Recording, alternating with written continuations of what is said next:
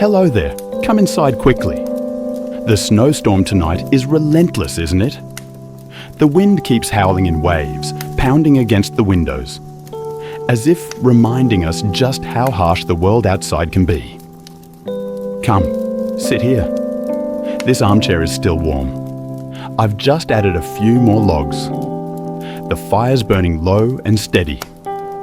You know, on stormy nights like this, sitting quietly in a warm house, I often find myself wondering, why is it that we humans find happiness so difficult?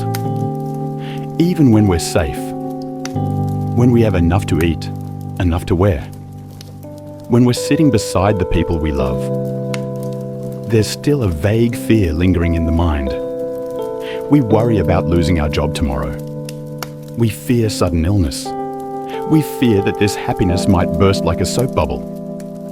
It's as if we're sitting at a beautiful banquet, yet our eyes keep drifting up to the ceiling, waiting for disaster to fall. The ancients called this state the sword of Damocles.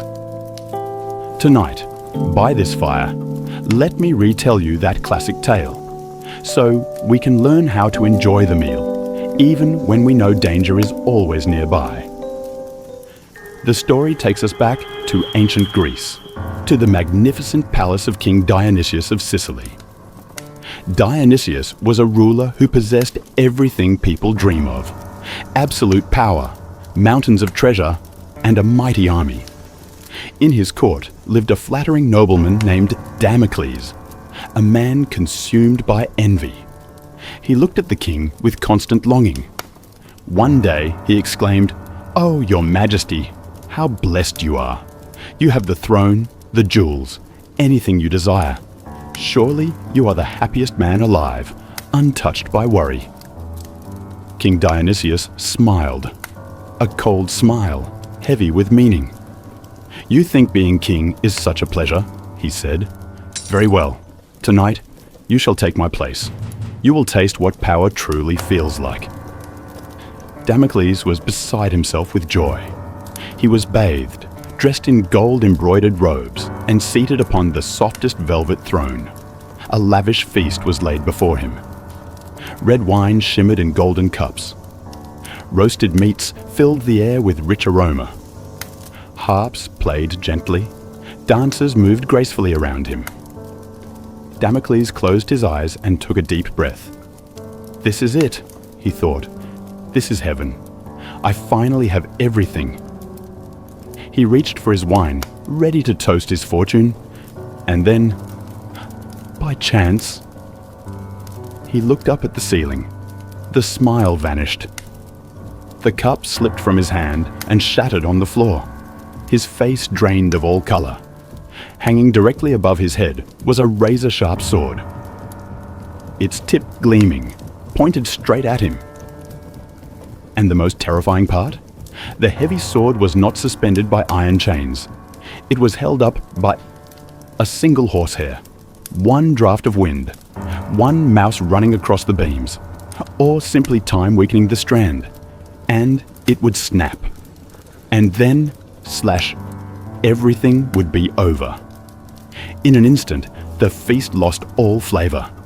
The music became unbearable noise. Damocles sat frozen on the throne, cold sweat pouring from his body. He dared not move. He dared not breathe deeply. His eyes were locked on that blade of death above him. Only then did King Dionysius step forward and whisper, "What's wrong, Damocles? Is the wine not sweet? Is the throne not comfortable? Why don't you enjoy yourself? This," he said, "is what it means to be king. I have everything, and I can lose everything at any moment. There is always a sword hanging overhead, waiting to fall." Trembling, Damocles threw off the crown and fled the palace. He would rather live poor and sleep peacefully than dwell in luxury while gripped by constant fear. My friend, Damocles ran away. But can we? The truth is, we are all sitting beneath the sword of Damocles. That sword is called impermanence. The horsehair holding it is fragile. The fragility of health, of work, of life itself. The storm outside can arrive at any moment. Disaster may come tomorrow, or next year, or never at all. We simply don't know. Many of us choose to live like Damocles, in fear. We sit before a good meal, the present, but we can't eat because our eyes are fixed on the ceiling and the future. We refuse to be fully happy, afraid happiness will be taken away. That is the real tragedy, because whether you worry or not, the sword remains. Your fear does not thicken the horsehair even slightly. It only ruins your feast. So what is the answer?